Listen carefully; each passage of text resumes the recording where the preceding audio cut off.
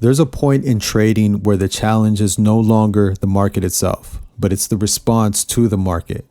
The setups are there, the rules are there, the process is, all of that's understood.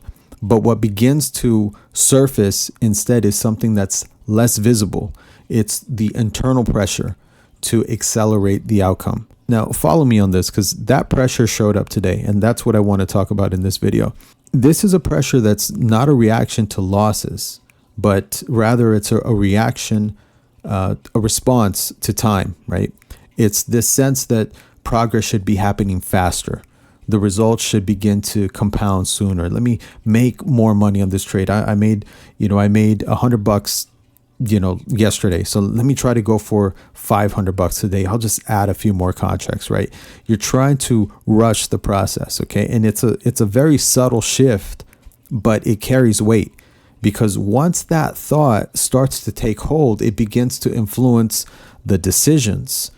And it's not expressed directly. It doesn't appear like a clear rule, a clear rule that's being broken. Instead, it shows up in small, very, very subtle ways that, you'll catch them in the thought of, again, considering to increase your size, or trying to press harder on a trade, or adding more contracts, things like that. You're looking for ways to move things forward more quickly than the process allows. And that's where the risk begins, okay? Trading, when approached correctly, it doesn't respond well to urgency. It's not designed to be rushed.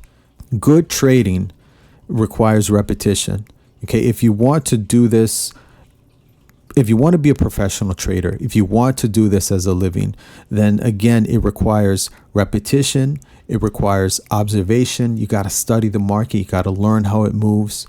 You got to learn your rules, and consistency. You have to consistently apply your rules without the emotion getting in the way. And the outcomes follow from that. It's not the other way around. This is where psychology, this is where the psyche begins to become very, very relevant in a practical sense. Okay. It's not something that you can, you can learn this through watching videos, through reading books, and learning about the emotions and learning about all of these things. But at some point, it has to be experienced. A good trader has to go through these things. These are the motions that get you to being a good professional trader who trades for a living, okay? You just have to experience it. You just have to go through it, okay?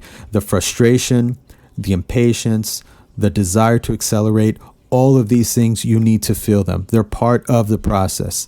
The objective here is not to eliminate them, but it's to recognize them and to remain consistent in execution despite feeling those things. And that's what defines a good session. It's not the outcome, but it's the ability to maintain good composure, to maintain sticking to your plan, sticking to your rules while those internal pressures are present. Okay. That's what it's all about. So I wanted to drop this video. And again, I'm going to get to the stats for day 5 and day 6. But this was something that I experienced today that I wanted to record in this video, in this journal, in this visual journal that I'm doing. So now let's go ahead and get to the stats for day 5 and day 6. All right, guys. So this was last week. I finished up with a 3.29 risk to reward ratio, average loss $9.31, largest average winner $30.58. That's a great RR right there, 3.29. Very happy with that. My profit factor was 1.39. That's also good, really good. You know, those two numbers are the most important thing. It's not your total P&L. It's not how much you made on one trade. Anyone showing you that and not showing you the average win and average loss is not showing you their batting average, okay? It doesn't matter how much money you've made on one single trade or last week or in 15 minutes. You need to see the batting average. What is your loss compared to your gains? If they're not showing you that, they're not showing you anything. You have no idea No idea if they're good traders or not. P&L does not tell you that. That doesn't tell you anything. I mean, that just tells you, overall. But the real key numbers is those average wins and average losses and profit factor. You're not going to become a professional trader doing this for a living if you don't look at those numbers. Okay, so that was day number 5. Now, what about today, day number 6? Let's pull those up. All right, guys, so this was today. And again, we start off with a 1.27 expectancy, which is your average win to average loss. My average loss was $13.71. Very well, very contained, and that's good. My profit factor was 1.9. So again, not bad. Finished out the day positive, in the green. But overall, again, the most important thing is not your total P&L, but what is your expectancy? What is your edge? Which is your average win, average loss. So again, it was a positive day for expectancy, 1.29 with a 1.9 profit factor. So again, I just want to put it out there that the more you trade, this is where the edge becomes visible. It's not in prediction. You have to take a lot of trades to slowly start to see your stats. What is your batting average, right?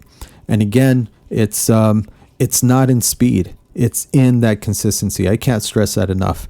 Today was not defined by the outcome. It was defined by maintaining and sticking to the process of good trading, sticking to my rules, despite having that pressure. Okay, and that's what carried the day forward.